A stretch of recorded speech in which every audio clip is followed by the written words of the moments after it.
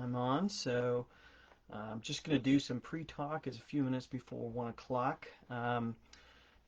If you're joining us, I'm doing a public lecture on women in the New Testament. So for a couple minutes, I'll talk about my interest and my background in this subject.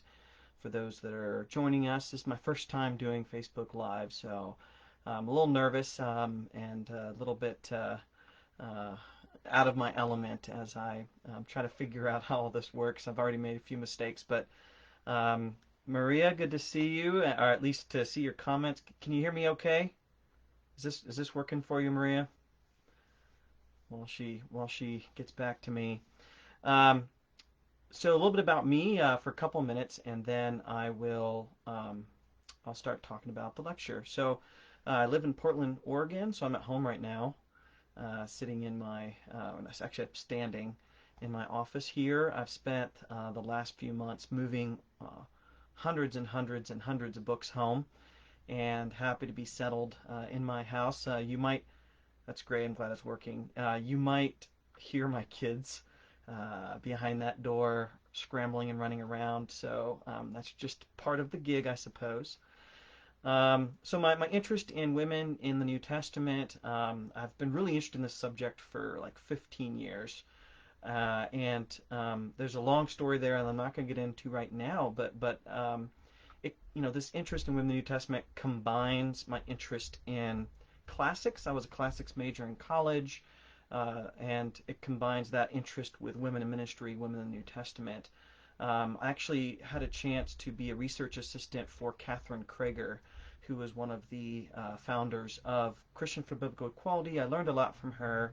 I wasn't actually an egalitarian at that time, or at least I wasn't quite in that category. I wasn't sure about any of that. So was still kind of figuring that out. But I look back with such admiration at her. I probably started down the road of really passionately studying this through Gordon Fee, not directly, but through his work. So I consider Gordon Fee just a massive figure and influence on my thought. Ben Witherington, another one. In more recent years, Beverly Caventa, and I'll mention a few resources in a minute. But I'm actually working on a book right now called Women Leaders of the Earliest Christian Churches, and the reason why I'm really interested in writing on that, because I've toyed around with the idea of writing a book on women in the New Testament, women ministry, but I've thought, man, everything's been said much better than I could say it. But what I've noticed is very few New Testament scholars have that classical knowledge to really give the dirty details of what life for women would have actually been like in the first century. Now, having said that, I will brag on a couple of books that have helped me, even though for this lecture I've spent a lot of time in classics, and hopefully that'll show. But I just want to brag on Lynn Cohick's book. Can you see that? Yeah. Lynn Cohick's book, Women in the World of the Earliest Christians, Illuminating Ancient Ways of Life. Lynn is a fantastic scholar. She's done her spade work in the ancient world. She knows the material. She's really level-headed. She doesn't take it beyond what's saying there. She doesn't get into wild speculation. She really just wants to paint a picture of the lives of women in the ancient world, and she does a really good job. She and another scholar have a follow-up volume in the patristic world. Another book I want to brag on, which has just received massively rave reviews, is Cindy Westfall's book, Paul and Gender, and I'm actually considering teaching a course at Northern on women in the New Testament next year, and I'm considering using this as a main textbook because, again, Cindy has done incredibly accurate historical work. And what I find lacking in a lot of biblical commentaries when they talk about women, talk about the lives of women, is they just kind of don't know. And they're kind of guessing, they're kind of using common knowledge kinds of things. And as we all know, those things don't always end up being the reality or the truth. They may be things that a philosopher says, but they don't actually work in kind of quote unquote real life. So I found that Cindy has fresh thinking in there. She does the really good historical work, and I would highly recommend that. So if you're just hopping on now, I'm recommending two books: Women in the World of the Earliest Christians, and this book, Paul and Gender. So I also want to mention that I'm going to be at the end of the lecture, so you have to stay. 40 of you are going to drop out here in the next 10 minutes. So you have to stay, but I'm going to do a giveaway thanks to the sponsorship of Baker Academic of this book, A Beginner's Guide. Look at the title. That's how nervous I am. Okay. A Beginner's Guide to New Testament Studies. You can look up the book to learn more about it, but I basically want to take 13 issues that are highly debated in New Testament studies and boil them down to really simple approaches and views to give you just an easy lay of the land and what are the different views, how are they argued for, and I try my best to be objective. So far, reviews have said I do a pretty good job. So actually, one of the chapters on women in the New Testament, given how passionate I am about this subject, that was the hardest one for me to be objective, and I kind of had to bite my tongue and chew on a stick or something while I wrote it because it was tough, but I think it's still really important that we learn how to discuss things in as unbiased way as possible, or you can't be unbiased, but to be respectful to other points of view in terms of giving credit where credit is due, and that's something I talk about in my hermeneutics classes a lot. Okay, so I'm going to talk for probably about 30 minutes, and then I'm going to try to open it up to Q&A. I'm not going to get to everybody's questions, but what I'll do is I'll give you a little bit of time to put some cues in there, and then I would like to some of you, there's 70 of you, so if you can just certain ones, I can see which ones generate the most interest. But today I'm going to talk about the household codes, and the reason why I think they're so important is they tend to be kind of a linchpin in the conversation about women in the New Testament, and of the texts that are out there that really get people rankled, upset, frustrated, confused. These kind of rank towards the top. So I wrote a commentary on Colossians. Hang on. Handful of years ago. I've gotten really good feedback on it. The problem is it's really expensive. That's because it has these beautiful photographs in there which cost money to reproduce and to put in there, but I really value art and I value the visual way of studying, and I myself am a lover of art, and it's a great part of the series. But one of the hardest things I had to do in this commentary was write on the household codes. So I just felt like, gosh, what would be really interesting, really useful for people to have a public lecture, generate some interest, get some people together, and have a conversation, and maybe move the discussion a little bit on some of these issues. So I'm going to talk about that for about 30 minutes, and then leave some time to Q&A. I think Q&A is really important because there are some things that I'm interested in, and things that get me excited, and kind of nerdy things, and then there's things that you might be really interested in. And I don't want to neglect those things, because if you have a question, maybe 50, 60, 70 other people have that same question. So I'm going to just start talking. I'll talk for about 30 minutes. We'll have some Q&A, and we'll do the giveaway. And if this goes well, I was talking to some of you online that I might do this monthly, because I'm trapped in this basement office, and I love teaching, and I'm currently not teaching because I'm on summer break. So this gives a chance for some interaction. And I also want to mention, and nobody paid me to do this, but if you're interested in seminary, I just want to encourage you to look at Northern Seminary, which is my new teaching institution. I just got my official contract this week, so really excited about that. But if you come to Northern to study MDiv or New Testament, you might get me, which is exciting, but even more exciting, you get my colleague Scott McKnight, who's really incredible. We have great faculty colleagues, and you know what?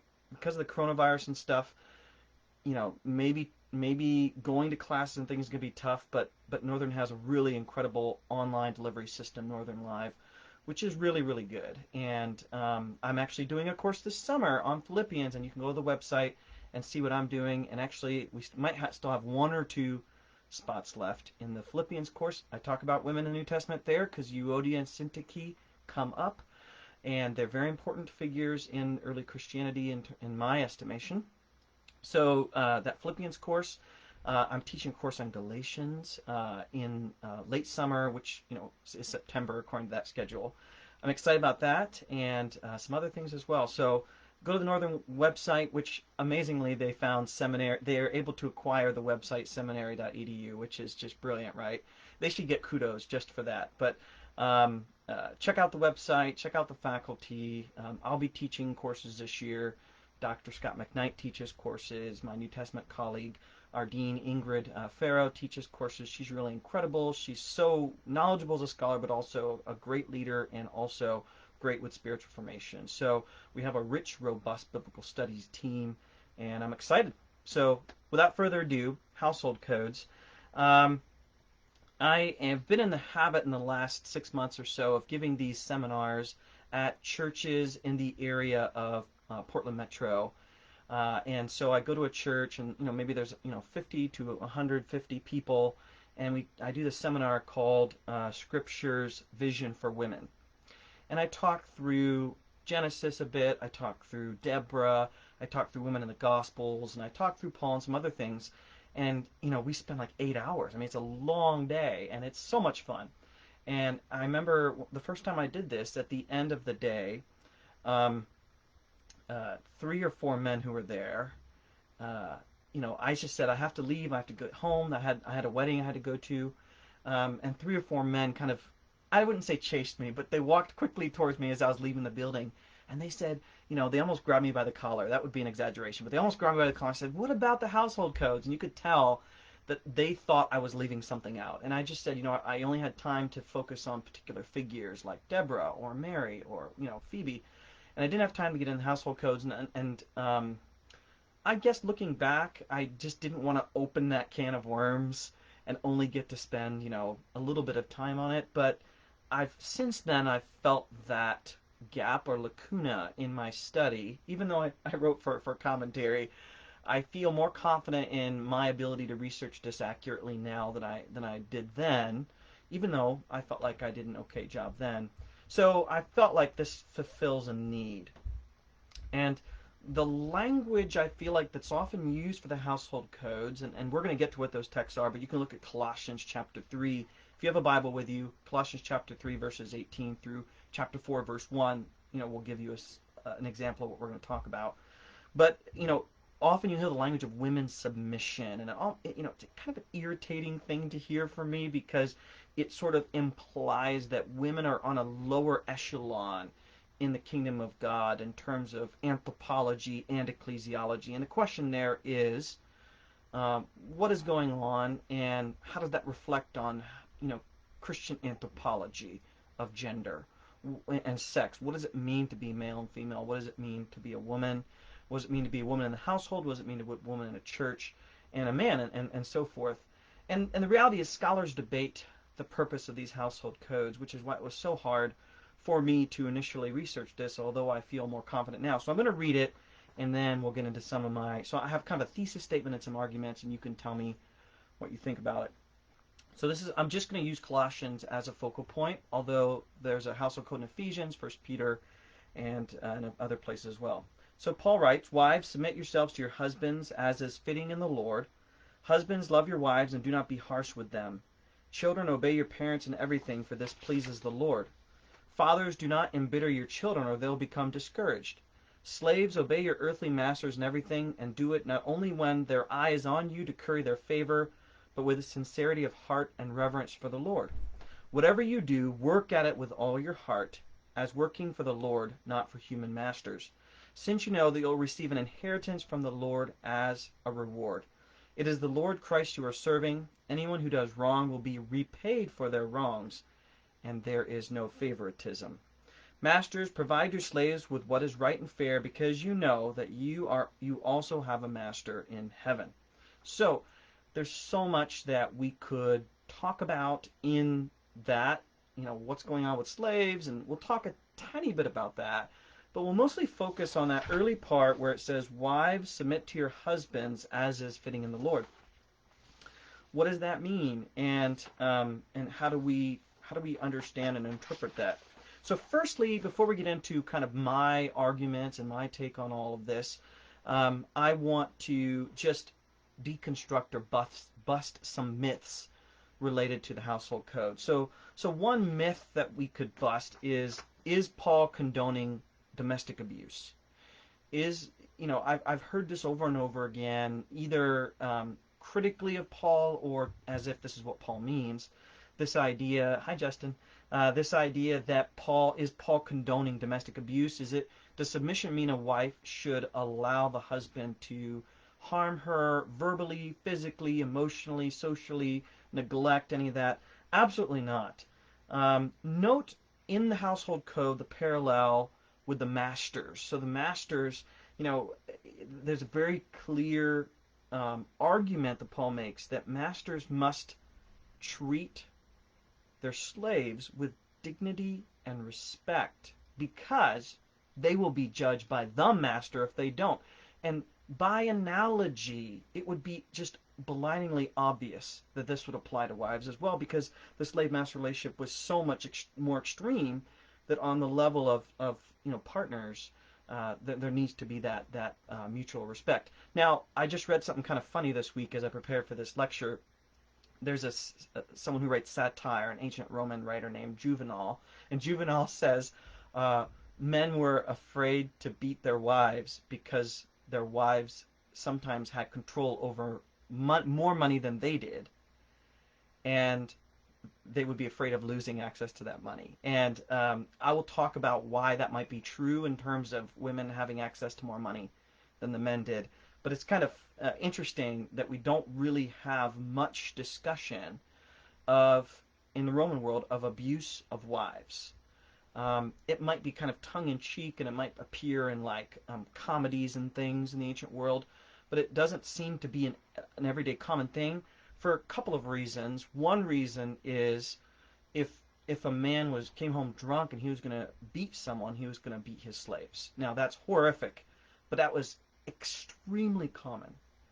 And we see that all over the place in literature, but also in, kind of real life kinds of scenarios. So, no, it's not. Paul's very clear.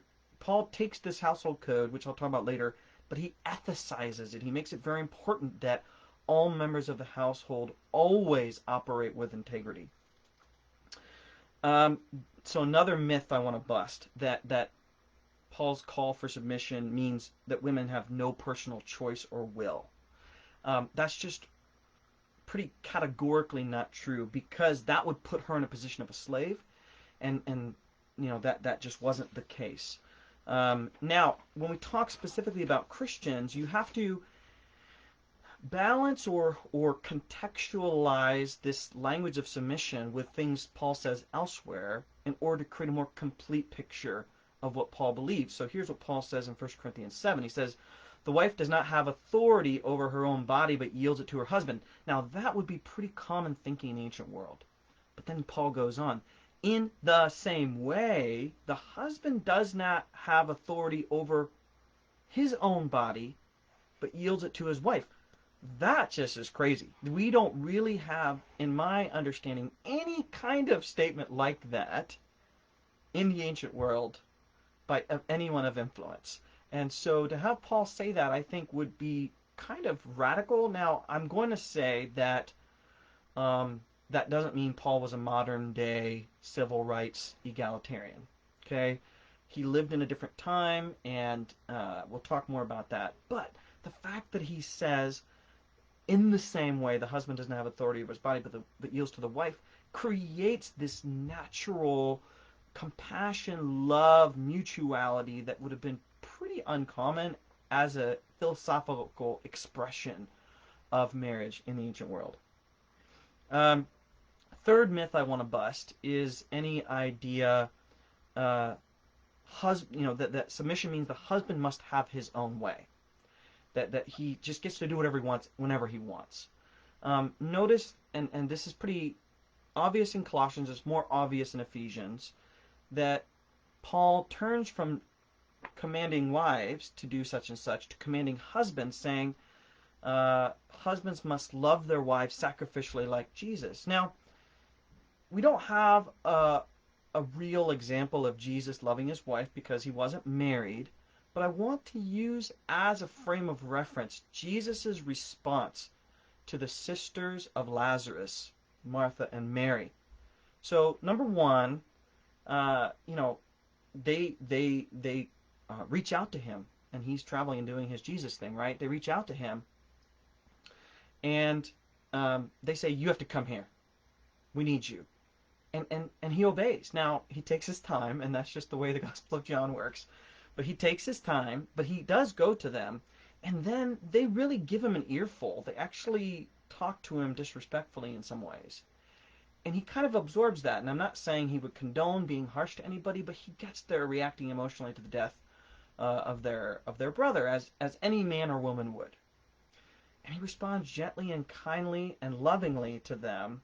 And then he seeks to meet their need by raising Lazarus from the dead. Yes, it's Jesus' own friend, but that would be a good image of what Jesus would be like as a husband. He wouldn't be like, hey, woman, go in the kitchen and cook or anything like that. He treats them with respect. He responds to their needs. He responds to their needs emotionally. He responds to their needs tangibly. He listens to them. He even, in a sense, takes directives from them, not in terms of them being the boss. In that relationship, there is no boss, but in terms of caring about what they care about. And in that sense, that immediately balances that relationship out more than just men are the boss, women are the followers. So I want to just start out with the question, what is submission? The Greek word that is used in Colossians, that's used throughout Greek household codes in the New Testament, is hupotasso, which doesn't mean obsequiousness like groveling. It means to order oneself under in terms of management. Now, we have to be clear that this doesn't mean obedience, okay? Now, think about it this way. Let's say you have a Christian woman, a woman who's converted to Christianity in the first century. She's married to a pagan husband, a husband who's not a Christian, and she hears this household code. It says submit to your husband, and let's say the husband says you must give a sacrifice to this pagan false deity. Obviously, in that situation, she's not meant to obey him. So submission wasn't necessarily seen as absolute. And sometimes submission, the way we talk about it, makes it seem like submission is about not caring for your own needs. There's no way that had any part of this unless one wanted to do that out of sacrificial love. So it's like if there's the last cookie in the cookie jar and I really want it, and my son is looking at me like, oh, I really want that cookie. Like, I could sacrificially give it to him, even though I make the cookies, right? I could sacrificially. So giving up something that I need is always a possibility, but submission doesn't absolutize that, and that's really important to understand. That's pretty widely recognized that submission doesn't automatically mean obedience, and I'll give some more evidence for that in a moment. One thing we have to understand is the difference between the modern household and the ancient oikos. So when we talk about household code, just that word household can be confusing, because a modern household, our modern houses, now today, during coronavirus, we understand that the household becomes our whole world, right? But typically, like last year, my house is the place where I sleep and eat and spend time with my family. And, I might have hobbies here. But I go to my business place and I go out to restaurants and I do these things outside the house. So I have a real clear outside world that commands a lot of my attention. And my home is basically where I hang my hat and I eat food and I sleep. Now you have to think, in the ancient world, so much more revolved around your house if you had a house. And so the Greek word oikos doesn't mean household like husband, wife, 2.5 kids, dog, and cat. Okay? Household, one scholar talks about, and I'll mention this in a minute, I think, one scholar talks about the household as basically an estate. And when we talk about the household code, we're talking about the governance of an estate. So, forgive me if this annoys you, but I think of Downton Abbey. And I think, I really liked Downton Abbey, by the way. And I think about just how much effort and management and money and organization needed to go into running that whole estate. And so when we think of the oikos, we have to think in those terms. Today, especially in semi-urban and suburban and countryside contexts, most people live in houses. But you have to think in the ancient world, the vast majority of people lived in apartments, so they didn't really have an oikos. They didn't have a household to manage. and you didn't have slaves, or you maybe had one, or maybe you had none. And so when Paul's talking about this organizing of society, he's really talking about people that had a large estate, had a household with many slaves. He's talking about something that many people actually didn't experience. But when it comes to household code, and I think some of this will seem new or radical to some of you, so give me a chance to defend my thoughts here. Here's my thesis statement. Paul was calling each party in the household cluster to participate honestly, positively, and effectively according to Roman legal expectation and within basic cultural norms as a positive witness to the Christian faith and to sustain the healthiest relationships possible within the oikos under the ultimate rule of Christ. Whew, that was a lot. I will read it again. I know it's going to be hard for you to write this down, so you'll just have to listen. Paul was calling each party in the household cluster to participate honestly, maybe you can write down keywords, honestly, positively, and effectively according to Roman legal expectation and within the basic cultural norms as a positive witness to the Christian faith and to sustain the healthiest relationships possible within the oikos under the ultimate rule of Christ. Now, so this is Charles Talbert talking about the oikos, New Testament scholar. He says this in his commentary on Colossians. The ancient household is not equivalent of the modern nuclear family. It is rather more analogous to a 19th century southern plantation or modern urban family business. He says then, it seems that the ancient household codes are analogous to modern organizational charts for a business. And I think that's true based on everything I've read about the oikos and oikonomia, which is the household management or organization. So I'm going to give you a series of arguments that I make about contextualizing the household code in the ancient context. So,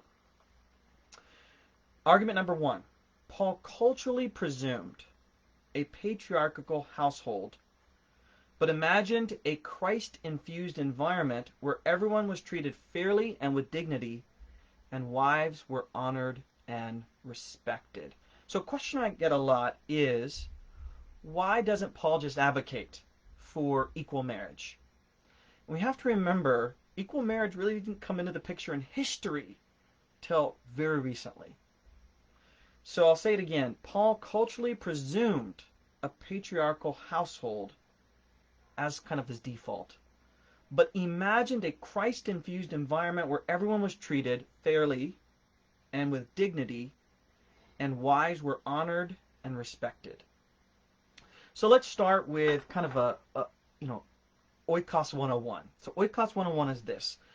The household or household estate legally was governed by, legally meaning under Roman law, was governed by a paterfamilias, which is a male head of household.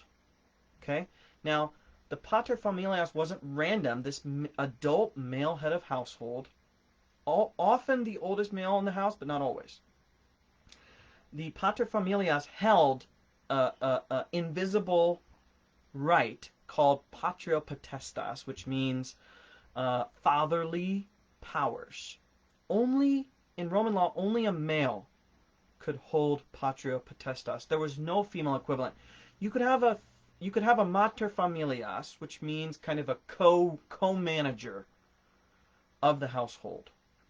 But you had nothing analogous on the female end of patria potestas, meaning women could not by law hold patria potestas.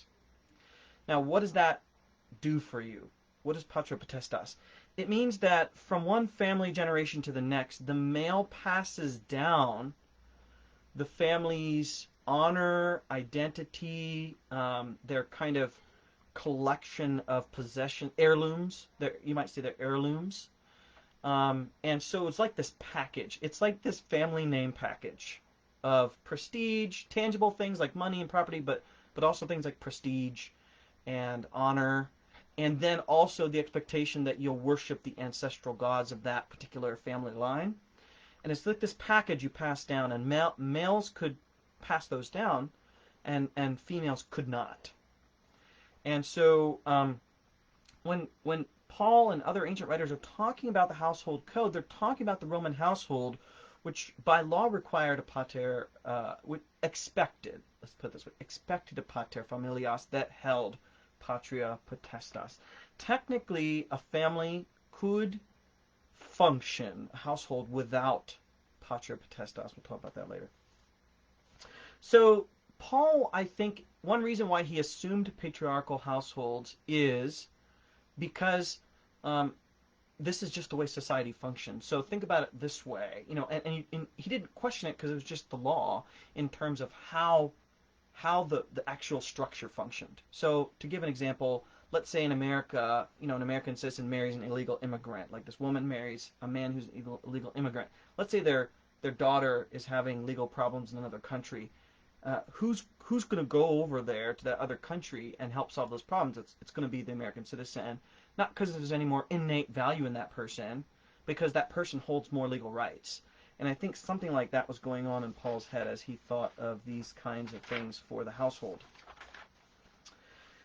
So just in terms of thinking about the legality of this, there's Richard Saller is a very well known Roman classicist who I've learned tons from alongside a few other classicists.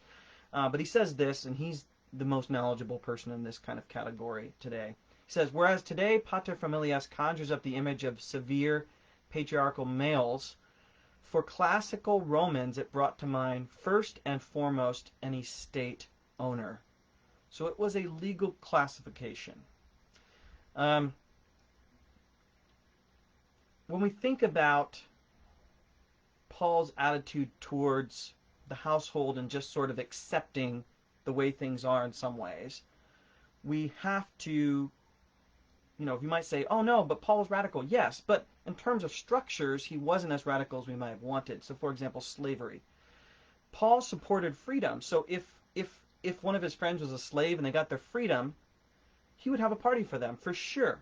Now there's some controversy over what he talks about in 1 Corinthians, but I think it'd be kind of a given that he supported freedom when freedom could be obtained. But, and I've learned some of this from Scott McKnight's commentary on Colossians and Philemon, Paul didn't treat slavery as an evil to immediately reject. Now I think if Paul were with us today, he could look back and say, gosh, the slavery thing is so horrible, I wish I could have fought against it. But because it was so normal and society ran on slavery, his approach and mentality was more of let's treat these slaves as best we possibly can, rather than let's just do away with the institution. So let me give an example. In the U.S. today, some states have the death penalty, right? And let's say you're against the death penalty. We can use our public voices to protest and seek change and persuade local officials to change a law. Back then, you couldn't do that. They didn't have a political system that operated on being able to overturn laws that seemed immoral or rules that seemed immoral by populist voice. You just couldn't do that. Now, let's say you became super high in status and super wealthy, and you went into the arena of politics as a senator. Yes, you could absolutely advocate for these things, and some people talked about this in Roman politics. But as an apostle, he didn't really have any of those powers. There was no Twitter. He couldn't just sort of go out there and talk about it. And it just wasn't on the top on his list of things to do in terms of his mission as an apostle. And we can lament that. But I think we do have to just accept that he didn't question the legal nature of patriarchy as infrastructure society in the same way he didn't question slavery as an infrastructural part legally of society. So that's argument number one. Argument number two, submission was about organization in the oikos, not women giving up their personal preferences or carrying out slavish-like tasks for their husbands. So let me say that again. Submission in the Roman world, in the household codes, was about organization in the oikos, not women constantly giving up their personal preferences or carrying out slavish tasks for their husbands. So I want to bust some myths. With myth number one, wifely submission means women couldn't work. Not true. Women could and did work from low class to upper class. Note Priscilla and Aquila, just as an easy example of that. Myth number two, wifely submission means women should stay home and cook and clean. So, I don't want to get into this, but you have the whole go home thing to Beth Moore. And, if I could have a sit down with John MacArthur, I would love to educate him on the Roman world, because he seems to be missing some key things that would have been obvious to Paul and anyone else in Paul's time. We learn from Roman historians women received new freedoms under Roman law they didn't have in Greek society, and they were constantly out and about in society. Now think about it this way. In the kind of boilerplate oikos that Paul has in mind when he uses a household code. So he's talking about a household, which is a house, an estate, with multiple people in it, like many people. Sometimes people had dozens of slaves, sometimes hundreds of slaves. So we're talking scale here, right? Massive scale. And women in that category, they were out and about doing things, and they had slaves, sometimes many slaves, to do what we think of as menial tasks. Now, I'm not saying that's good to have slaves, but I'm saying in reality the women weren't sewing and cooking and cleaning because they had slaves to do all of that. Now, in a very small household, yes, they were cooking and sewing and cleaning. But we think the middle class right now, in America, Paul's that category of people. Paul wouldn't imagine that wives are at home sewing and cooking and cleaning. So we have to not superimpose 1950s American culture onto Paul's world. If you read Romans 16, Paul engaged with women in leadership positions or in public-facing positions all of the time. I mean, just the number of women that he knows by name and that he commends with positive words is staggering. Let's put it this way. In all of Paul's letters, he says more negative things about men, named men, than he does about women. That's pretty amazing. The reality is, too, we have to think about the nature of marriage and family relationships in the Roman world. In antiquity, especially Roman antiquity, the husband-wife relationship was largely about having children and protecting the family's patrimony, which is that mass of family stuff you pass on from generation to generation, right? And it wasn't, in the Roman world, it wasn't primarily about love, like I'm going to get married out of love. That just wasn't really how it was. And because, especially amongst higher class people, because relationships happened through mutually beneficial family alliances, right? Often involving money and exchange of money and status. You're going to set these people up, arrange their marriage primarily out of money and status. That means that these two people that come into a relationship with husband and wife, they're put in charge of a household, pater familias, mater familias. He has the patria potestas, but she's considered a co-ruler of the household. Sometimes the Roman literature uses the language of domina, which means co-lord, right? Female lord of the house. But the reality is they often led separate lives. Women often acted independently, and sometimes today submission, language in more conservative circles relates to sex, like, that you have to give me sex whenever I want it. Paul already talks about this mutuality, but Paul's very more interested in terms of submission, only interested in terms of submission, in terms of a harmonious household, harmonious oikos. And if you have a woman who's miserable because she's submitting to her husband, that's not a harmonious household. And if it's not a harmonious household, then you failed the household code in Paul's mind, right? Because conscience plays a more important part for Paul than it does in other household codes in ancient literature. He's really concerned with conscience overall. Now, Saller, who I mentioned is a Roman historian, he says this about kind of women acting independently and having their own rights. It says propertied women who live in their husband's domus, household, often have their own slave retinue to command and their own farms to generate income. So he's saying they're working often independently, even though they're organizing org chart under the pater familias. Now, for Christians, what does this mean for Christians? For Christians, love patriarchy would have looked like equal marriage in today's terms. And I mentioned that example of Jesus and Mary and Martha. Okay, I need to stop soon, so I'm going to blast through this. Argument 3. Roman women might not legally be under the authority of their husbands. Okay, this is going to blow your mind. I just learned this recently, and I think this is pretty important stuff. And Paul would have known this. Household leadership power ran through the pater familias, who had patria potestas over his oikos, or in Latin familia, unless, so a woman was under the power of her husband, who's the pater familias, with patria potestas, unless the wife marries and stays under the power of her own father. In that case, the husband and wife would have a separate authority structure. She would have a separate authority structure from her husband, which might include separate goods, separate possessions, and separate access to money, which is why Juvenal said men are afraid to beat their wives, because they want access to that money. And Saller says this. You might wonder, how common would it be that a wife might not be under the authority of her husband legally? This is what Saller says. Wives were usually independent of their husband's manus, which means hand, which means authority. Usually. They're usually independent. So now, I'm thinking of more elite households, which probably Paul is kind of addressing, since he's talking about oikonomia.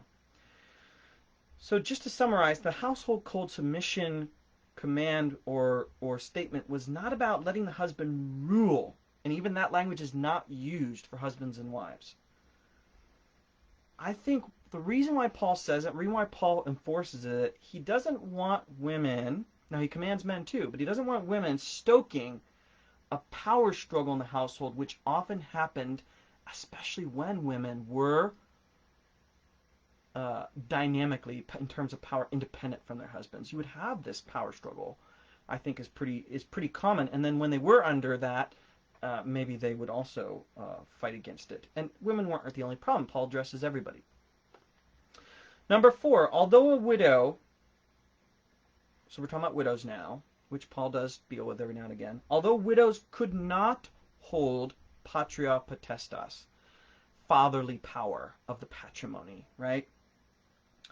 We do have evidence, and clear evidence, that a widow could govern her own household as mater familias under 2 conditions. Number 1, they both have to exist. Number 1, her father is passed. Number 2, she has no children that are adults. Once her child, if she has a child, once her male child becomes of age, then he would take control by legal right of pater familias and the patria potestas that goes with that, and she would take a different role in the household. But this is really important. When women became heads of household, and we have lots of evidence for this, she would absorb many of the functions of the pater familias by default. So this comes from a Jewish text called Judith that talks about her husband dying, Manasseh. So this is in Judith. This is from around the time of Jesus and Paul. Jewish text. It says, her husband Manasseh died and left her gold and silver, men and women slaves, livestock and fields, and she maintained the estate, which is that way of saying she took control as head of household. And although she didn't have patria potestas, and she didn't carry on a patrimony, which means she didn't carry on that kind of family stuff, she still functioned as the leader of the household. Now this is interesting. I was reading about facts and figures from Roman Egypt, the Roman rule over Egypt in antiquity. And there's some information from a census about the households of Egypt. And according to this census, 25% of existing households had a female head of house as the only head of house. That's pretty amazing. 1 out of every 4. Now that's Egypt. Who knows what it's like everywhere else? But I think that's really interesting. It's not this extremely rare thing. It was common enough to be, let's say, 1 out of every 4. Even if that was 1 out of every 10, that's significant and something to think about when we think about saying things like women should go home. Now, there's a great scholar who studied this a lot, New Testament scholar named Margaret MacDonald. Look up her work. She's incredible. She spends a lot of time talking about Colossians, the household code, and linking it to the fact that Paul names a female house church leader who's a head of house named Nympha. You can look it up, Colossians 4:15. But Nympha, and given how many women died as widows, and we can assume there are many who didn't remarry, she would not be submissive to another man. And then in that case, what happens when she's hearing, so MacDonald says, what happens when she's hearing Paul read the household code? And the idea is she would naturally transition herself into the role of the paterfamilias when he reads this. She would not be submissive to another man, so that just cancels that out. She would be the singular authority over her children. And she would be the master, the domina of her slaves. So when we think of the household code, we shouldn't think of it being absolute. We should think of it being general, and things kind of can shift around in there. And so what's important about the Roman world is it's not fully genderized. And what's important about Paul is it's also not fully genderized. And that is something significant. And if you might think of Nympha as an anomaly, Paul mentions other women heads of household. We assume that Chloe in 1 Corinthians was a head of household. You also have later on Ignatia of Antioch mentioning 2 people. She mentions Tavia, Tavia, Tavia, who is a head of a house church. And she mentions Epitropus, the wife of Epitropus, and we assume Epitropus has died. And that she is a head of household, but that's not fact. A lot of these things are hard to pin down to facts, but I think they're important. Okay, wrapping up. What did Paul want from the household code when he read it? Does he want women to be submissive? The answer to that is yes, but if we take into account what submission means, which is an orderly household. So primarily Paul wants out of the whole household code, number 1, harmony. Harmony in the household. You're not stabbing each other in the back. You're not undermining each other. You're not gossiping.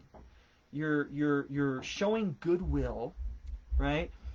You're showing generosity, and this applies virtually to it does apply to everybody in the household. So number 1, harmony. Number 2, Christian virtue in all relationships. So that means no bias. Paul expresses no bias against slaves or wives or anybody. What would Paul think of equal marriage rights today?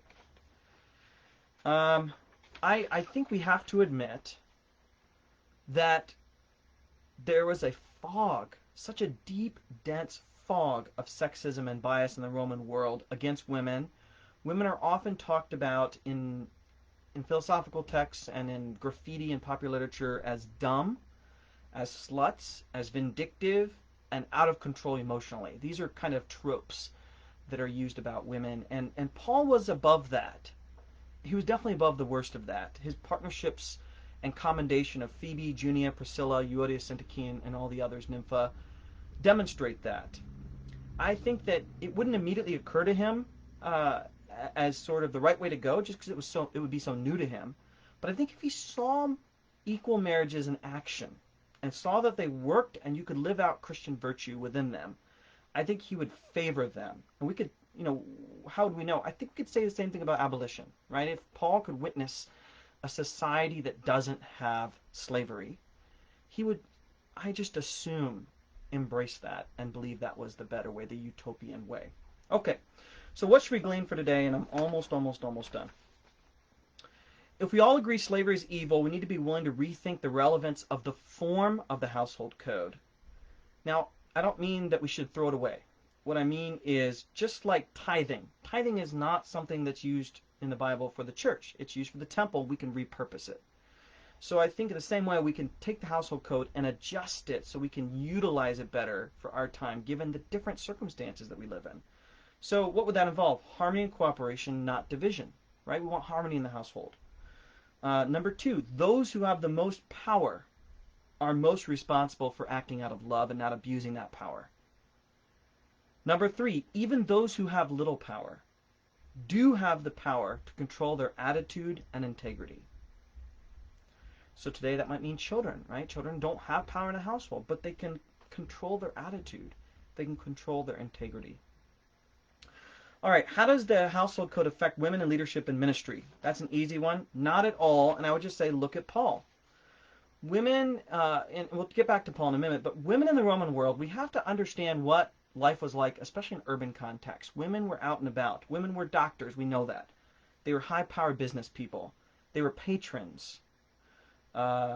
They were non-elected local, they sometimes held non-elected local political positions.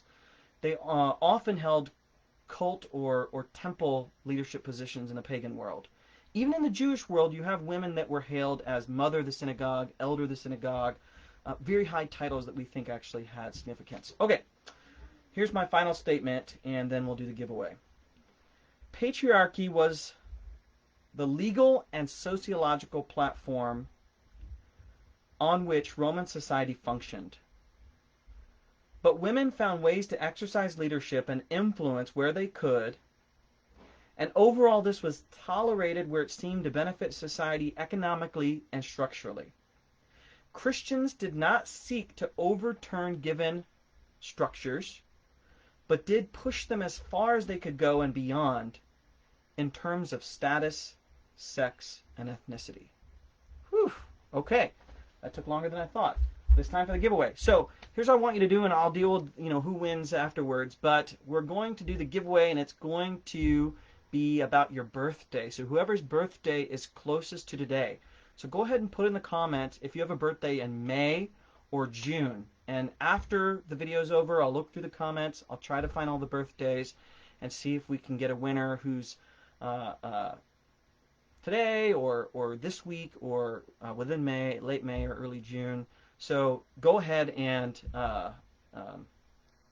if you have a birthday in May or June, go ahead and pop that in there. If you don't see anybody talking about that, maybe you can put your birthday in if it's April or July. Although I'm assuming with 104 people, we'll get somebody who has a birthday. Oh, we got a birthday tomorrow. Can anybody beat Jillian's 5/28? Anybody beat that? See if we can get a winner. Okay, I am going to, so go ahead and look through the questions that have been asked in the last, go ahead and, let's do it right now. Go ahead and ask some questions. If you asked a pressing question that you're very passionate about, go ahead and ask it again and take a minute or two and go ahead and like some of those questions. I'll go through and look in a minute, but I'd love to see if we can just get a whole bunch of questions in one place, if I can answer some of those. But I will look through before, but go ahead and put questions in there and like some of them. I'll just look at one right now really quick and answer it, and then I'll get to some other ones. So if Paul expected the members of the oikos to act according to legal and cultural norms, how does that act as a witness to the call of cultural subversion according to the Gospels? That's a great question. So where is that balance between positive witness society and pushing the boundaries? I would say for Paul, I would say it's different in Paul's time than today because of the nature of how big decisions were made in society. Okay? In the ancient world, they could never have imagined the way we make decisions in society now, where, someone politically makes a decision and then Twitter goes to war against it, and then they overturn that decision the next day. It's the power of populist opinion. You could have some of that in the ancient world if enough people cried out against something and a governor wanted to be popular. But by and large, Paul didn't have the power to make any movement on those kinds of issues. So I would say some things to keep in mind. I don't know if this answers the question, but some things to keep in mind. Number one is Christians according to the Bible, are expected to present themselves with integrity as people who contribute meaningfully to society. Okay, look at the way Paul talks to officials and things in Acts, and he can be prickly sometimes, but he is respectful. He works with the system, and so we don't have Paul advocating for things like bombing abortion clinics. Okay, I think of Bonhoeffer, I guess, if I want to answer that question, I think of Bonhoeffer saying, what's the church's posture towards the state? To be giving advice to the state on how to act Christianly, to challenge and question the state, which we see all the time through a variety of different charities, organizations, and churches and social media today. But then also he says to put a stick in the wheel of the state if it's acting, against the interests of humanity. Now, Bonhoeffer admits, though, that when he takes extreme measures that are harmful to other people, even in the name of doing a greater good, he actually, and you can follow up with me later on this, he actually admits that is a sin. But he's willing to be a sinner in that situation. So I think as long as we recognize we need to pursue and expend all of our options that are available within the structures to make things better. And then with circumspection and fear and trembling, if we have to go above and beyond that. Maybe we do. Maybe we do have to go above and beyond that. Okay, I'm looking at some of these questions. So Benjamin asked about William Webb. Yes, actually, advertisement. In this book, I do have a whole chapter on the interpretation and use of Scripture and different views, and I actually talk about Webb in here. And I don't talk about my views, but I actually agree in general with Webb that we can't tie ourselves to all the forms of obedience or forms of Christian living in Scripture, because that will lock us into that time period and what God was doing as he was slowly moving towards what he really wants. So the example that Webb gives is slavery.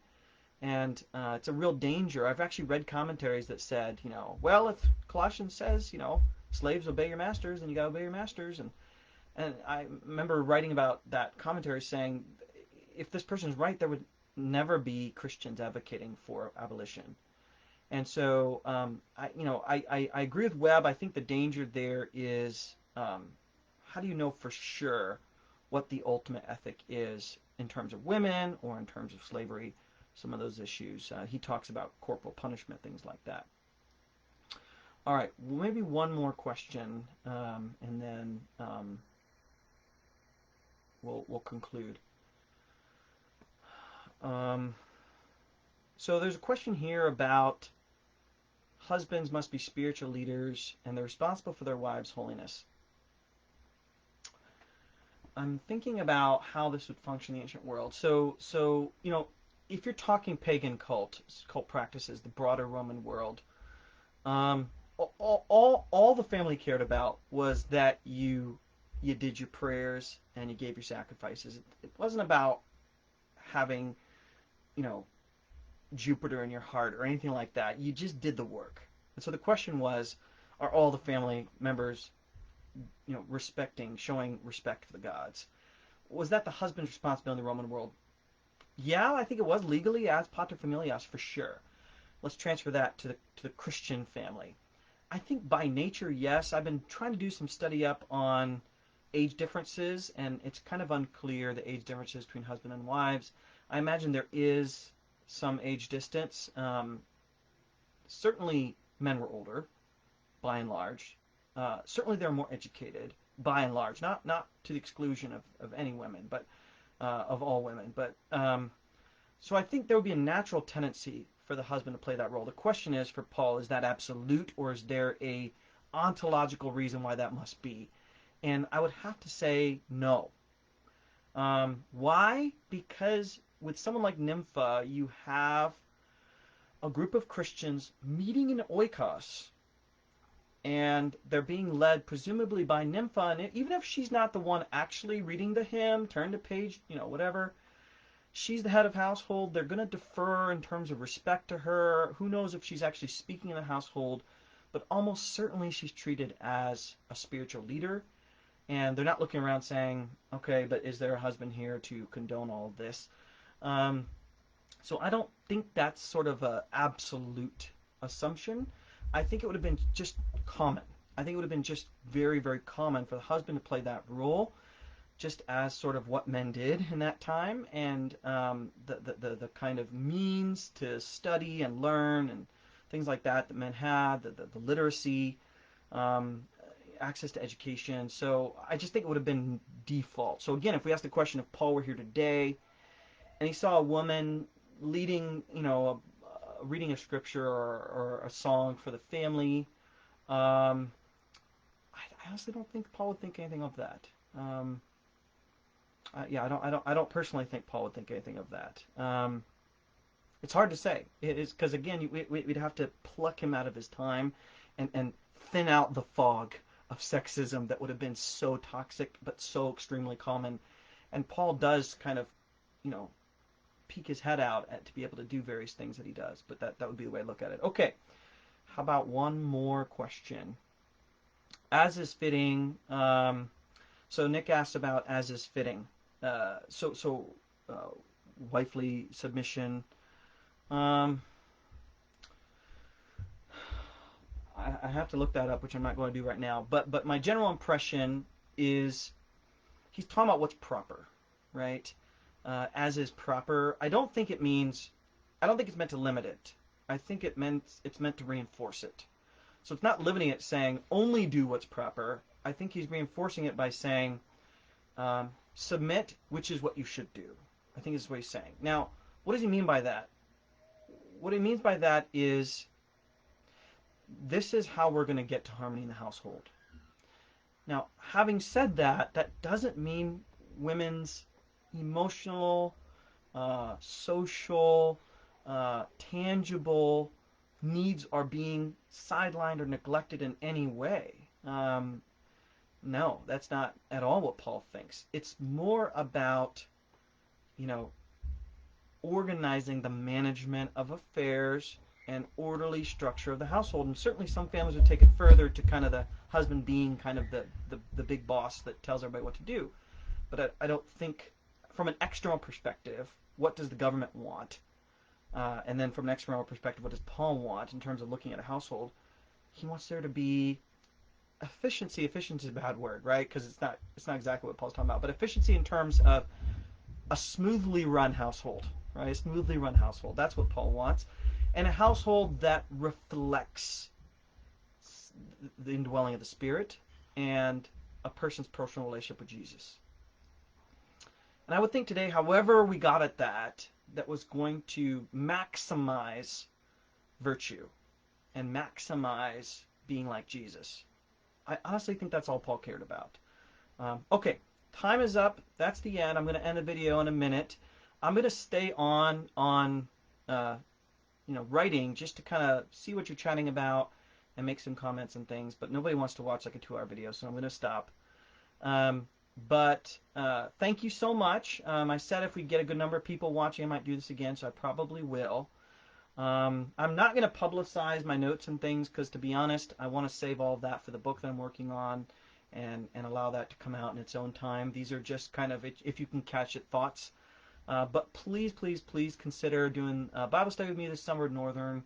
Come on over to the Northern team for Seminary, and we get to spend days and days and days together, which would be fun. And otherwise, look forward to seeing you online. Thanks.